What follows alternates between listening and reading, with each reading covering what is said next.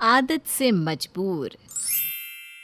कुणाल, अपने कपड़े उठा तो लिया कर, जमीन पर ही पड़े रहेंगे क्या ऐसे ही? अनीता कहती रहती है लेकिन कुणाल कुछ करता नहीं। गुस्से में अनीता जमीन से कपड़े उठाती है और देखती है कि कुणाल तो सोया हुआ है। हे भगवान, इस लड़के को कब बुद्धि आएगी? आने के साथ बस कपड़े निकाल कर फेंक दो और सो जाओ। कोई होश नहीं है, कभी भी बेड पर चादर नहीं रहती। क्या करो इस लड़के का मैं। अनीता जाकर कुणाल को हिलाती है और कहती है, अरे बेटा उठ जा, पहले कुछ खा ले।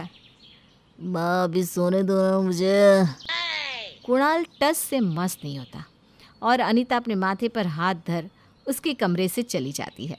अनीता को ऐसा देखकर विनय कहता है, क्या हो गया जो इस तरह बैठी हो? वो आपका लाडला है ना, उसका बचपना ख़त्म ही नहीं हो रहा। कभी भी उसके बिस्तर पर चादर नहीं होती, हमेशा ज़मीन पर फेंकी रहती है। अब मेरी भी उम्र हो गई है, मुझसे भी काम नहीं होते। पूरे घर में इसके कपड़े फेंके रहते हैं, एक कपड़ा यहाँ से उठाओ, एक कपड़ा वहाँ से उठाओ। अरे थक गई हूँ मैं। इतनी चिंता क्यों कर रही हो? विनय की शादी करवा दो, अपने आप उसकी आदत सुधर जाएगी। बीवी के आते ही अच्छे अच्छे सुधार आ जाते हैं तो तुम्हारा बेटा भी सुधर जाएगा। हाँ, आप सही कह रहे हैं, उसकी शादी करवा देती हूँ, फिर उसकी पत्नी समझाए। अनीता ज़ोर शोर से विनय के लिए लड़की देखने लगती है। दिन बीतने लगते हैं और शिल्पा अनीता को पसंद आ जाती है। वो कुणाल और अनीता की शादी करवा देती है। शादी के बाद अनीता शिल्पा से कहती है, अब मेरे बेटे की जिम्मेदारी तुम्हारी है, आज से मेरा कुणाल तुम्हारा हुआ। मम्मी जी, मैं अपनी सारी जिम्मेदारियाँ अच्छे से निभाऊंगी। शादी के अगले दिन शिल्पा नहा धोकर रसोई में चली जाती है। रसोई का काम खत्म करके जैसे ही शिल्पा अपने कमरे में जाती है तो देखती है कि उसके बिस्तर पर गीला टॉवेल रखा है, चादर ज़मीन पर पड़ी है, कुणाल के कपड़े चेयर पर रखे हैं। अभी तक तो सब कुछ ठीक था, अचानक से कमरे में भूकंप कैसे आ गया? पूरा कमरा छिटा हुआ है। वो कमरा साफ करने लग जाती है और इधर कुणाल की आवाज़ आती है, माँ मेरे कपड़े नहीं मिल रहे, मुझे बाहर जाना है। अरे बेटा, अब शिल्पा आ गई है ना, फिर भी तू मुझे परेशान कर रहा है। शिल्पा दे देगी, उससे कह दे तू। क्या माँ, शिल्पा आ गई तो क्या मैं अपनी माँ से कुछ नहीं कह सकता हूँ? ऐसा नहीं है मेरे बच्चे। इतने में शिल्पा कुणाल के कपड़े निकाल कर नीचे ले जाती है और कहती है, ये लीजिए आपके कपड़े। लो लो, मैंने बहुत देखा लेकिन मुझे मिले ही नहीं। तू कभी ठीक से देखता ही कहाँ है, सब चीज़ें तुझे हाथ में चाहिए होती है। कोई नहीं, आपको जो चाहिए होगा मुझसे कह दीजिएगा। कुणाल तैयार होकर बाहर चला जाता है और इधर शिल्पा अपना बिखरा हुआ कमरा साफ करने में लग जाती है। पहले तो शुरू में शिल्पा को सब अच्छा लगता था। शिल्पा भाग भाग कर कुणाल के सारे काम करती थी। पूरे घर में जहाँ तक कुणाल के कपड़े, उसकी फाइल, उसके मोजे फेंके रहते हैं, वो सबको उठाकर अपने कमरे में रख देती है और जैसे ही कुणाल को कुछ चाहिए तो उसे दे देती है। दिन बीतने लगते हैं। अनीता भी खुश हो जाती है। अब मैं निश्चिंत हो गई हूँ, शिल्पा कुणाल को संभाल लेगी। दिन बीतने के साथ साथ शिल्पा भी कुणाल की हरकतों से उकताने लगती है। एक दिन शिल्पा को उठने में देरी हो जाती है और वो हड़बड़ाती हुई उठती है। इतनी देर तक मैं कैसे सोती रह गई, अब सीधा नहा ही लेती हूँ। शिल्पा बाथरूम में जाती है और उसका पैर बाथरूम में रखे कुणाल के चप्पल से लड़खड़ा जाता है और वो गिर जाती है। बाथरूम में चप्पल भी छोड़ देते हैं, गजब का इंसान है ये। नहा धोकर शिल्पा अपने कमरे से निकलकर बाहर आती है और देखती है कि कुणाल नाश्ता कर रहा है। उठ गई? उठ भी गई और गिर भी गई। जो चप्पल आपने बाथरूम में रखा था ना, उससे। कल से मुझे बाथरूम में चप्पल नहीं चाहिए। आज आपको आपके कपड़े कैसे मिल गए? वो मैंने दिए है बेटा। वही मैं सोचूं, अभी तक इन्होंने कुछ मांगा क्यों नहीं? मेरी माँ है ना, माँ मोजे दे दो, मैं निकलता हूँ। ये ले बेटा, कल सोफे के नीचे पड़े थे। बेटा अब तो सुधर जा। कुणाल मुस्कुराकर चला जाता है। अगले दिन शिल्पा छत की सीढ़ियों से उतर रही होती है और सीढ़ियों पर ही कुणाल के मोजे पड़े थे। कुणाल भी ना हद है, मोजे सीढ़ियों पर कौन रखता है? ये कोई जगह है जहाँ देखो सामान फेंक देते हैं। शिल्पा तमकती हुई कुणाल के पास जाती है और कहती है, ये कोई मोजे फेंकने की जगह है? आप अपने मोजे इस जगह पर क्यों नहीं रखते?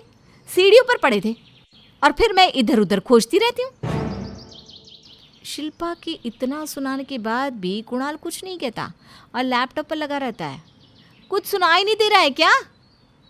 क्या कहूँ मैं, माँ की तरह तुम भी वही सब घिसी पिटी बातें कह रही हो। हॉल में सोफे पर भी आपके कपड़े पड़े हैं। अब मैं परेशान हो गई हूँ इन सब से। शिल्पा की बातों का कुणाल पर ज़रा असर नहीं होता और वो अनीता के पास जाकर रोने लगती है। मम्मी जी, मैं आपके बेटे को नहीं संभाल सकती। कभी कोई भी सामान अपनी जगह पर नहीं रखते। इस तरह कुणाल नहीं सुधरेगा बेटा। मुझे कुछ करना होगा जिससे उसे अकल आ जाए। कल से तो उसके कपड़े, जूते, चप्पल, मोजे कुछ भी नहीं उठाएगी, ना ही अपने कमरे को साफ करेगी।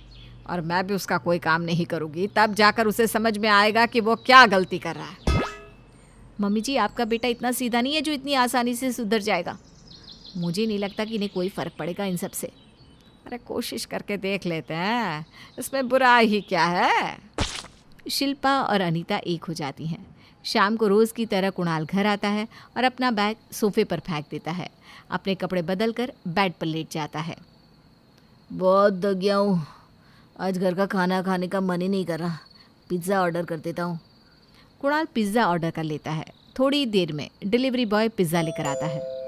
शिल्पा गेट खोलो, पिज़्ज़ा बॉय आ गया होगा। शिल्पा कोई जवाब नहीं देती। क्या हुआ शिल्पा, कुछ बोल क्यों नहीं रही हो? माँ, डिलीवरी बॉय गेट पर खड़ा है, गेट खोलो। अनीता भी कुछ जवाब नहीं देती।